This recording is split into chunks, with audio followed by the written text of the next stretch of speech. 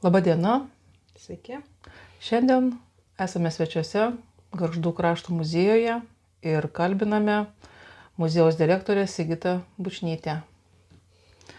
Tai Sigita, prašom papasakokit apie jūsų muziejaus veiklą, kaip jūs gyvenate, kuo kvėpuojate šitą pavasarį, apie savo filialus ir plačią veiklą muziejaus. Taip, ačiū už klausimą. Iš tikrųjų, Gargždų krašto muziejus šiais metais jau skaičiuoja 21 veiklos metus. Praeitą metą minėjome jubiliejinius ir tikrai turėjome veiklų nemažai. O šiai dienai Gargždų krašto muziejus yra Klaipėdos rajono muziejus, kuris turi ne tik muziejaus ekspoziciją Gargžduose, bet ir 4 filialus ir dar daugiau ekspozicijų.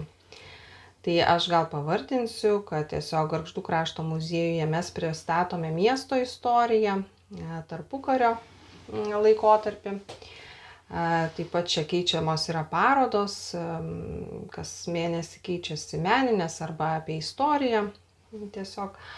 O toliau Aglonėnų etnografinė sodyba yra vienas mūsų filialų, kur mes pristatome lietuvininko sodybą, buitį, gyvenamą aplinką.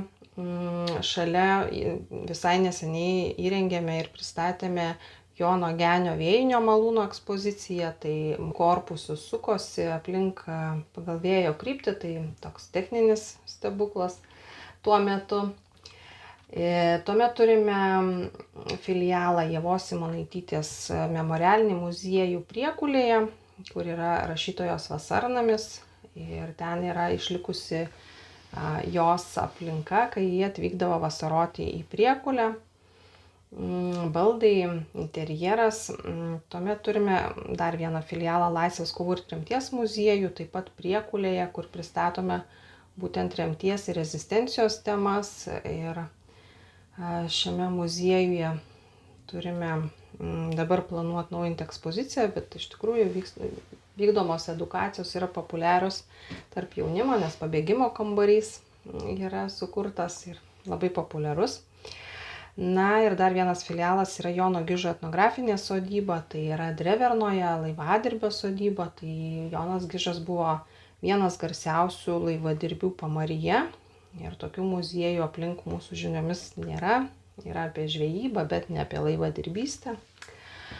Naujausia mūsų ekspozicija naujai prijungta, kol kas mes ruošiame jos įrengimui, atnaujinimui, bet lankytojus ir dabar jau priimame, tai yra Jakų radijo stoties ekspozicija, nes esame įsikūrę Jakų radijo stotyje buvusioje, kuri buvo tarpukariu pastatyta ir atidaryta, veikia keletą metų, tai buvo po Klaipėdos krašto prijungimo prie Lietuvos. Dabar ten yra bendruomenė surinkta radijo aparatų tokia kaip paroda, ekspozicija ir ten mes irgi organizuojame edukacijas. Visose mano išvardytose muziejuose yra edukacijos, skirtingom amžiaus grupėm siūlomos. Ir aišku, kasmet norisi pasiūlyti kažką naujo. Tai šiemet mūsų naujienų yra. Viena iš jų tai kafijos edukacija, kafijos degustacija, kuri siūloma 3 muziejuose mūsų filialuose, tai Aglonėnų etnografinė sodyba, Ievos Simonaitytės rašytojos memorialiniam muziejui ir Jono Gižo etnografiniai sodybai, nes galima dalyvaujant šitoje edukacijoje kiekviename muziejui paskanauti skirtingos kafijos rūšies ir sužinoti, kuom jį ypatinga, kokia jos tradicija, nes būtent čia buvo mažosios Lietuvos gėrimas. Taip. Na ir daugiau iš tikrųjų tų naujienų yra įvairių. Viena iš jų yra, kad pats Gargždų muziejus dirbam su dvaro tema, Gargždų dvaro tema ir vis stengiamės pasiūlyti naujų veiklų ar pasiūlymų. Tai pirmiausia, šiemet sausio mėnesį šventėme barono Eugenijaus Renės gimimo dieną. Kiekvienais metais sausio mėnesį pasiūlome ekskursiją tą temą. Ir šiemet irgi laikome, kad pavykusi labai buvo. tada ruošiame jau 2 metai senajame Gargždų parke Renių skverą. Tai čia prasidėjo idėja nuo to, kad buvo senas šulinys ir jis iš pažiūros buvo tarsi sovietinio laikotarpio, bet kai mes pasiūlėme, kad vis tik reikėtų dvaro temą labiau įprasminti Gargžduose, nes pačio dvaro neturime, tai buvo sumanyta sukurti skverą, kuriame galėtume kalbėti apie Gargždų dvarą. Ir pasirinkus vietą būtent prie šulinio, arčiau prie muziejaus, nes toje vietoje buvo pagrindinis įėjimas į parką iš dvaro tuo laikotarpiu. Dabar parkas yra labai pasikeitęs per sovietinį laikotarpį. Tai pradėjus įrenginėti skverą, radome, kad ir pats šulinys, nuėmus visą viršų, yra iš tikrųjų iš dvaro laikotarpio grįstas akmenimis.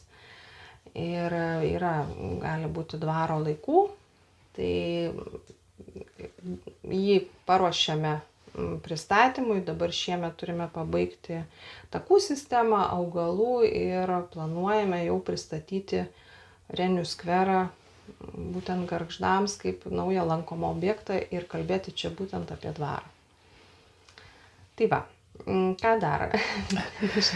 Ačiū, labai įdomiai papasakojate, iš tikrųjų labai plati muziejaus veikla, ar ne? Jūs ne tik Gargžduose veikiat, bet ir tiesiog čia yra didžiosios Lietuvos žemė, ar ne? Taip. O čia jūs dar veikiat ir labai daug veikiat mažoje Lietuvoje. Taip. Kaip jums pavyksta suderinti tuos atrodytos skirtingas kultūros, istorijos, ar ne, tekmėj patirtus dalykus?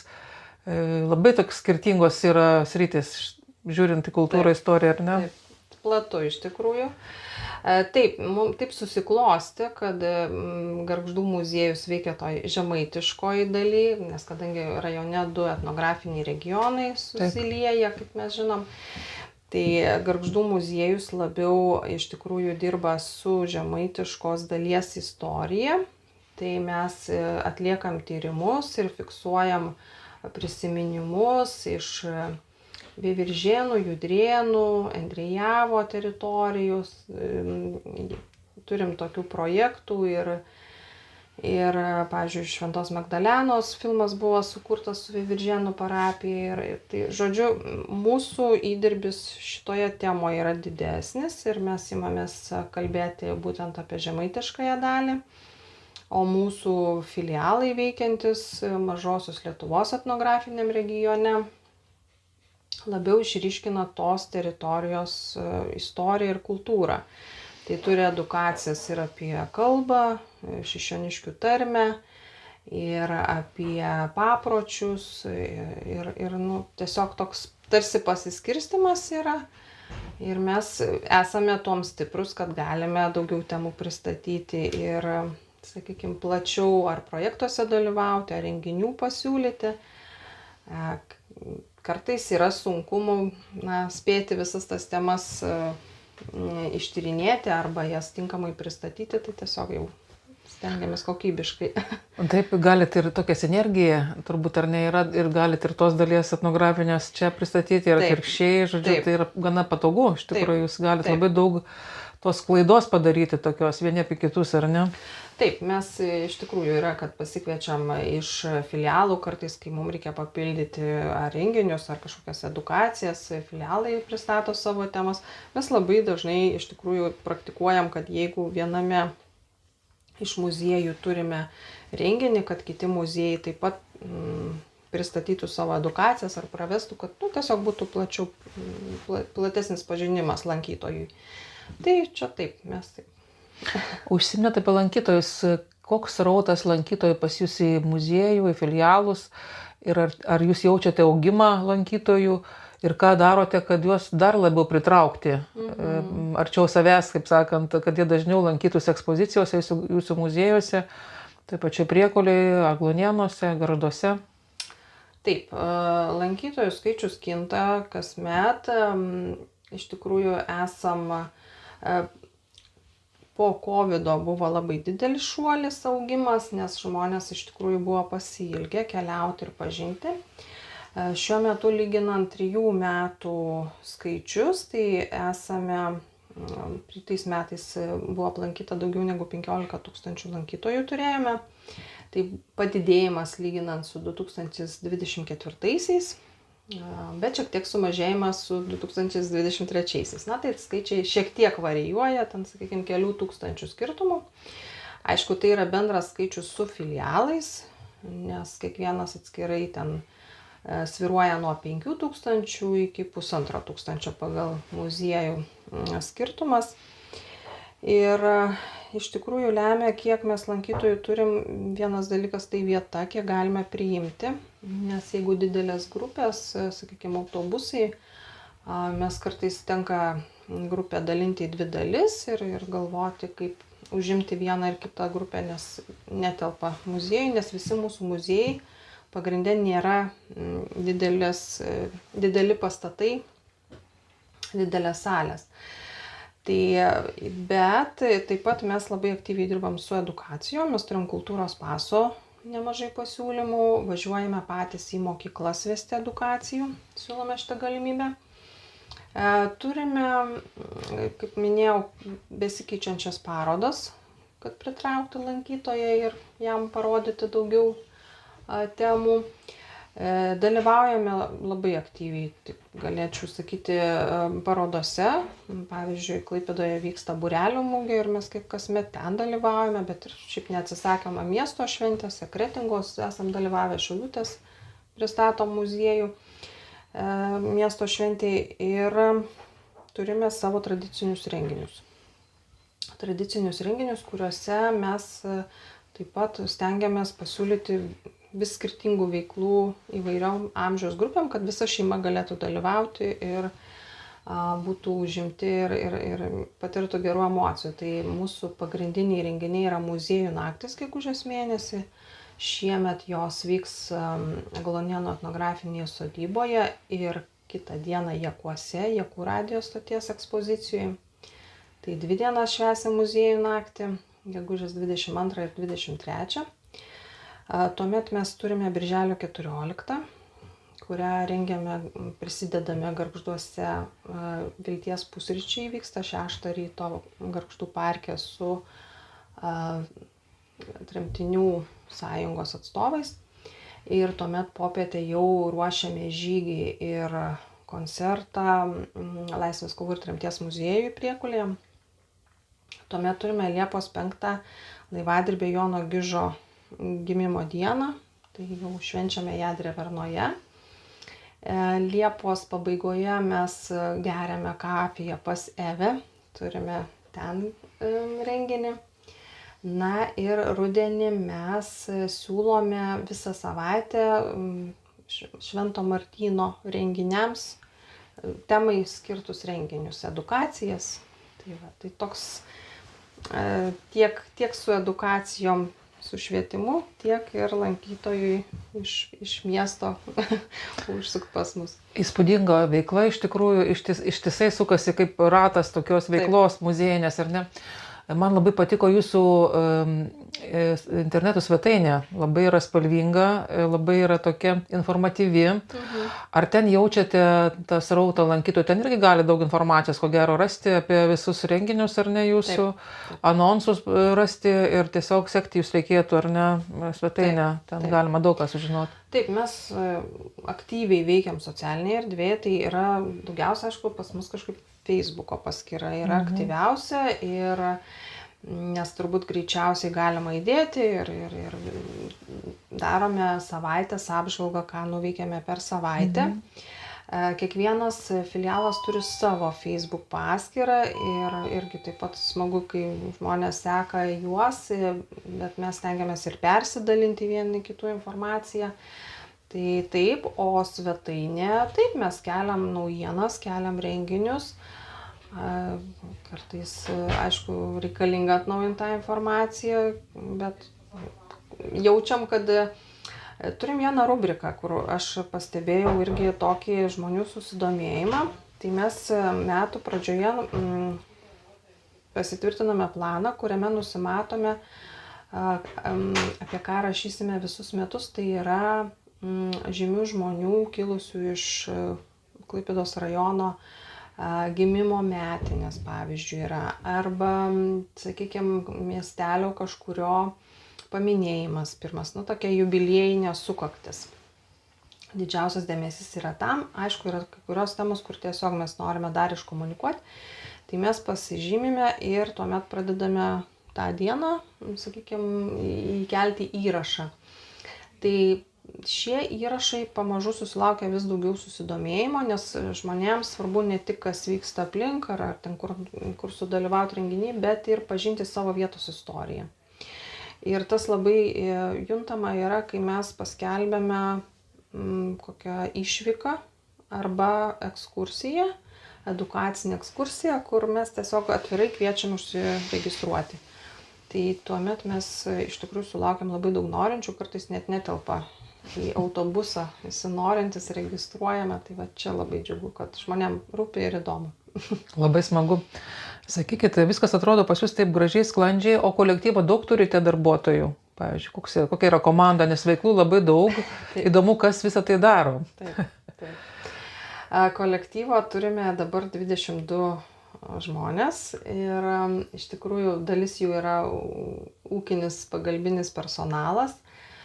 Bet džiaugiamės, kad jie taip pat įsijungia į veiklas ir tikrai padeda. Ir galime atsiremti juos, kai reikia didesnės edukacijos renginiai, tikrai dirbam kaip viena komanda. O tų dirbančių dabar mes turime, skaičiuoti, 12 žmonių, kurie yra specialistai. Aišku, turim specialistų, kurie dirba vien tik su edukacijom arba ten, sakykime, organizavimo projektų, bet kai reikia, tai visi susitelkiam į didesnius renginius ir dirbam. Ir kiekviename filiale dirba po filialo vadovą ir pagalbinį darbuotoją, tai nėra dideli, kaip čia, kolektyvai, taip. Tai va, padedam vieni kitiems, aišku, žmogiškų išteklių visada yra trūkumas, priimam savanorius, turim programą su jaunimo savanoriška tarnyba, priimam juos. Na, bet taip, su žmogiškaisiais ištekliais visada reikia pamastyti. Kaip organizuoti ypatingai kokias nors veiklas platesnės, ar ne? Taip. Tai sakykit, o dabar ką jūs galite pasakyti, kokie tie iššūkiai yra, kaip čia madinga paklausti, ar ne? Vis tiek tie iššūkiai kažkokie yra pas jūs ir gana rimti, ar ne? Turite tokių naujovių ateinančių, kad daug reikės jėgų ir tų išteklių, ir žmogiškųjų, ir visų kitų, ir finansinių taip pat. Taip, viena didžiausia, aišku, mūsų naujienų yra, kad projektuojamas Gargždų krašto muziejaus pastatas pagrindinis ir labai, aišku, džiugina šitą naujieną, nes jau apie 10 metų yra tai kalbama ir svarstoma ir pati esu ne vienose darbo grupėse buvusi, sakykime, sudėti apie tai svarstyta. Tai džiugu, kad šiemet yra projektuojama, o tikimės, kad kitą metą prasidės ir statybos. Iššūkiai šiuo klausimu, aišku, yra visų pirmiausia pačiame procese dalyvauti kokybiškai ir numatyti, kokie poreikiai bus muziejaus, kai naujasis pastatas bus. Ir čia tiesiog būti pagalba savivaldybės administracijai šito klausimu. Taip pat, žinoma, mums bus iššūkis išsikraustyti ir tiesiog ir tuo metu, kai vyks statybos ir vėliau dėl eksponatų saugyklų, nes naujame pastate nebus eksponatų saugyklos planuojama dėl vietos apribojimo, dėl kitų dalykų, bet iš tikrųjų ir dabar mes eksponatų saugyklų šitame pastate turime tik vieną patalpą, kuri yra, 10 kvadratų galbūt apimties, tai iš tikrųjų nėra didelė ir mes iš tikrųjų dar turime ir parodų rekvizitų, ekspozicijų rekvizitų, apskritai ūkio daiktų, tai ir dabar yra bėda, tai aš manau, kad čia gal netgi bus geriau, kai išsispręs šitas klausimas su nauju pastatu toliau. Tai va. Ir aišku, su nauju pastatu mums kaip specialistams yra opus klausimas ekspozicijų naujų, nes mes jau pradedame kalbėtis kolektyve, kokiomis temomis norėsime komunikuoti naujame pastate, kaip pasiruošti kokybiškai šitas ekspozicijas ir kaip jas įsirengti, nes tai papildomai ir kainuoja ir, sakykime, vis tiek ir tyrimai turi tam tikri istoriniai būti atlikti, nes vis tik muziejui jau jeigu reikia parengti informaciją, tai mes negalime Google susirasti internete, tiesiog archyvai, įvairūs tyrimai turi būti, apklausos žmonių, tai irgi toks didelis darbas laukia, bet mes to džiaugiamės ir mes tam kaupiamės, mums tai patinka, nes norisi išryškinti, kad vis tiek gargždų pavadinimas yra susijęs su gargždu, o kas jis toks, kodėl jisai pas mus ir kaip jisai paskui per miesto istoriją vis atsikartoja, mes jau apie tai diskutuojam ir randam tą atsikartojimą, tai va čia ir norėtųsi per ekspoziciją papasakoti. Tai ką, Sigita, labai Jums ačiū už pokalbį, labai linkiu Jums, kad visos Jūsų mintys, svajonės išsipildytų, puikus tokie siekiai ir kad žmonės iš tikrųjų labai pamėgtų ir dar labiau pamėgtų Jūsų muziejų, kuris yra labai reikalingas, labai turėtų būti žmonių mėgstamas ir yra ir bus, ko gero, mėgstamas. Tikėkimės. Tikėkimės. Sėkmės. Ačiū labai.